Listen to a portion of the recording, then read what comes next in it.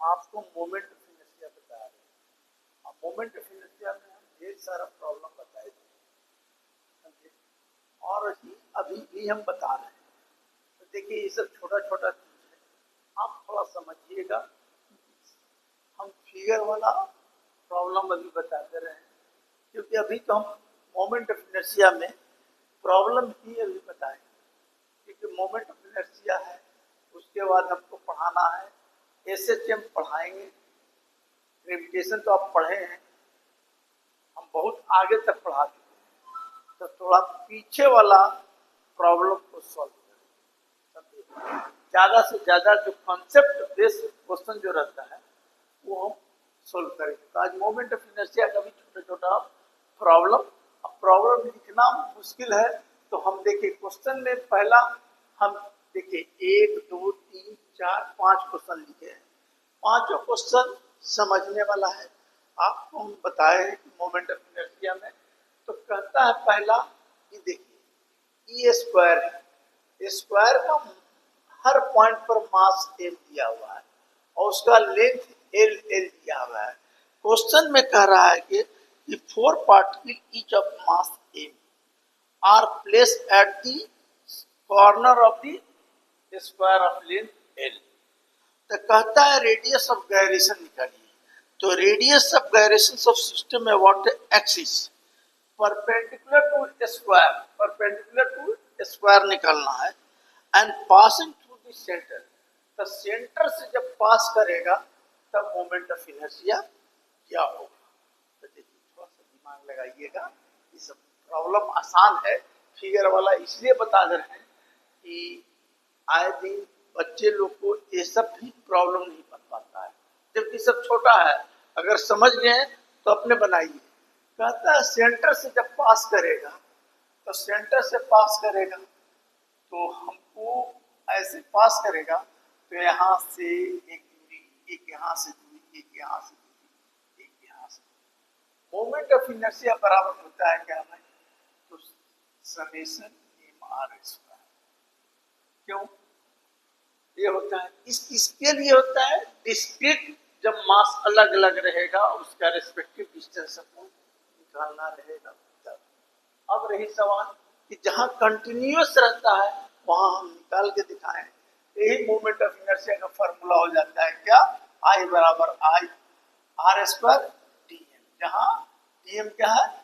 Mass of element study करना रहता है। तो इस क्वेश्चन में खाली कह रहा है क्या कि मेरे को कह रहा है कि radius of gyration of system निकालिए, what the axis perpendicular to the square and passing through the centre. तो सेंटर से, तो सेंटर से जब पास करेगा तो हमको दूरी निकालना पड़ेगा ही।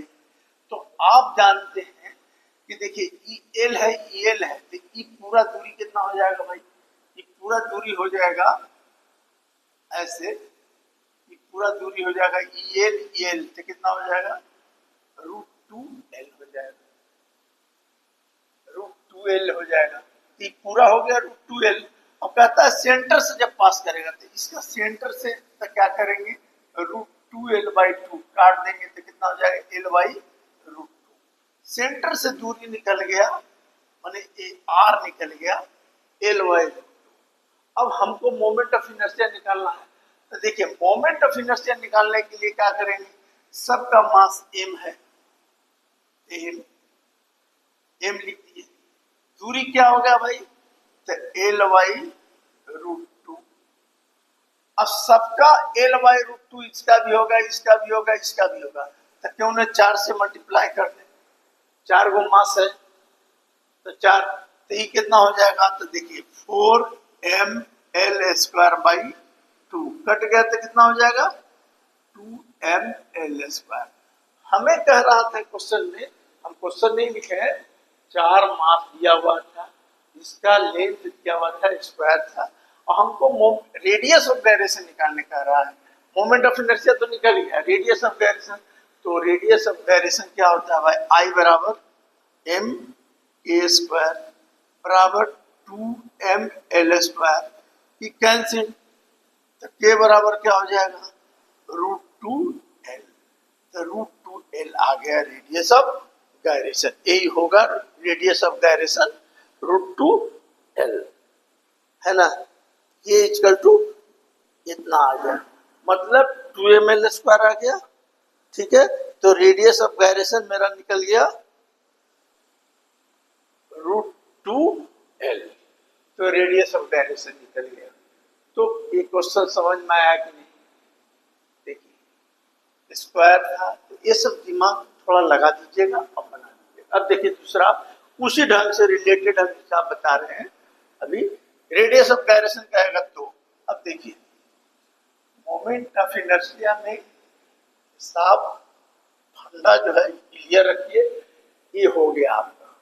अब देखिए अगर कह दिया, यहाँ क्वेश्चन दिया हुआ है क्या, कि देखिए एक थिन रॉड है, दो रॉड है, एक रॉड है और दूसरा रॉड है, परपेंडिकुलर टू ईच अदर है, माने क्रॉस ओवर कर रहा है एक दूसरे को।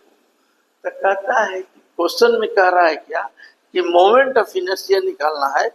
ये क्वेश्चन है आपका कि two rod each of mass m, इसका मास m है, लेंथ l है, ठीक है। कहता है join at the centre of cross, join है, क्रॉस ओवर है सेंटर इसका। तो कहता है क्या कि moment of inertia of cross a what axis passing through the common centre, जो दोनों का सेंटर है उससे पास करेगा तो मोमेंट ऑफ इनर्शिया कितना होगा, ये बोल रहा है, समझे। तो हमको कह रहा है कॉमन पॉइंट से, मतलब कह रहा है क्या, moment of inertia of cross a what axis passing through the common centre of rod and perpendicular to the plane form by them, माने इससे पास करेगा तो क्या होगा। तो आप मोमेंट ऑफ इनर्शिया आपको देखिए, ऐसे केस में हम आपको बताए थे कि R बराबर R² dm होता है। आपको हम ये भी बताए हैं कि moment of inertia of rod रहेगा, अगर रॉड परपेंडिकुलर टू सेंटर पास करेगा तो यहाँ पर एलिमेंट लेते थे, तो इसका dx दूरी लिए, ex दूरी पर लिए, ठीक है। मास इसका m है तो मास पर लेंथ लिया, dx माने इसका हो गया, तो दूरी x है तो ये हो गया dm, और ये क्या हो जाएगा दूरी x², तो ये हो गया, तो m/l निकाल देते थे तो x² dx। अब रही सवाल कि रॉड का यहाँ पर स्टडी किया, अब हमको पूरे रॉड का स्टडी करना है। तो देखिए इसका लिमिट करने के लिए इसका -l/2 हो जाएगा, क्योंकि सेंटर से पास कर रहा है, इधर वाला -l/2 है, इधर वाला +l/2, ऐसे भी कर सकते हैं।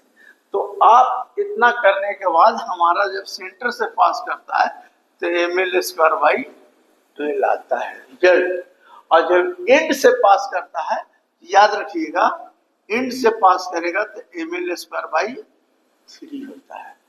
यहाँ से पास करेगा तो ml²/3 और सेंटर से पास करेगा तो ml²/12 होगा।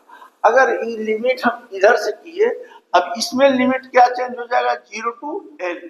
कोई बच्चा अगर देखिए आप लोग कैलकुलस पढ़े हैं, इंटीग्रेशन पढ़े हैं, तो कोई ऐसे भी कर सकता है, जैसे ml/L बाहर निकाले 0 to L कर देगा, यहाँ पर ट्वाइस कर देगा, बात बराबर होगा, उसका भी रिजल्ट वही आ जाएगा। क्यों भाई, 0 से L लें, ठीक है, और यहां से ले रहे हैं इसलिए हाफ, तो 2 से मल्टीप्लाई कर लोगे, तो उस केस में भी इतना ही आता है, समझे। तो आप ये सब चीज फंडा क्लियर रखिएगा दिमाग में। अब रही सवाल, ये रॉड है, देखिए अभी रॉड है, तो कहता है क्वेश्चन में क्या था कि रॉड में कि two rod of mass m length L are joined at the center to form a cross. The moment of inertia of the cross a what axis passing through the common center, the common center से पास करेगा। तो अभी हम कितना बताएं, मान लिया length L है, लेंथ में चेंज नहीं हो रहा, तो मोमेंट ऑफ इनर्शिया क्या होता है, कॉमन एक के लिए क्या होगा ml²/12, एक रॉड के चलते, दूसरे रॉड के चलते कितना होगा, सब चीज सेम है, ml²/12 एलसीएम ले लोगे 2ml² बाई, तो कितना होगा ml² बाई 6 हो जाएगा सेंटर से। यही होना चाहिए भी, समझे, इतना ही आएगा, समझे। तो क्रॉस कभी भी कह दिया कि एक रॉड है तो एक रॉड सेंटर से पास करता है तो ml² बाई 12, दो रॉड एक दूसरे पर परपेंडिकुलर है और यहाँ से पास कर रहा है, तब मास दोनों का सेम है, चेंज तो है नहीं, अगर चेंज रहता तो अलग करते, चेंज है नहीं, इसलिए इतना हो गया। तो ये भी आपका हो गया। अब देखिए, अब एक इसको बताते हैं।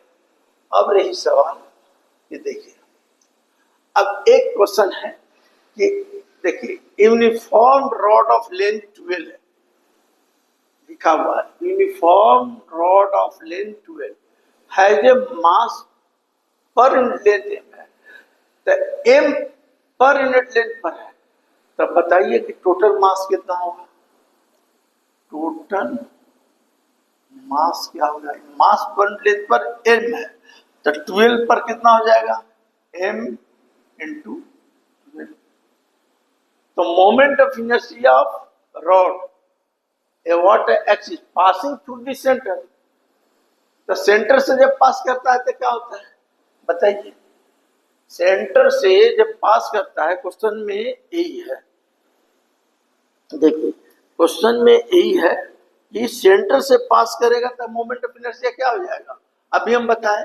तो सेंटर से पास करेंगे तो बोलिएगा ml² बाई 12, तो मास कितना हो गया, यूनिफॉर्म रॉड ऑफ लेंथ 12 पर 12 है जो मास पर लेंथ m है, तो m मास पर लेंथ पर m है, तो 12 पर कितना हो जाएगा m इंटू 12, तो मास को कर दो 2 ml, दूरी क्या हो जाएगा, दूरी l², पाई कितना हो जाएगा 12 ml²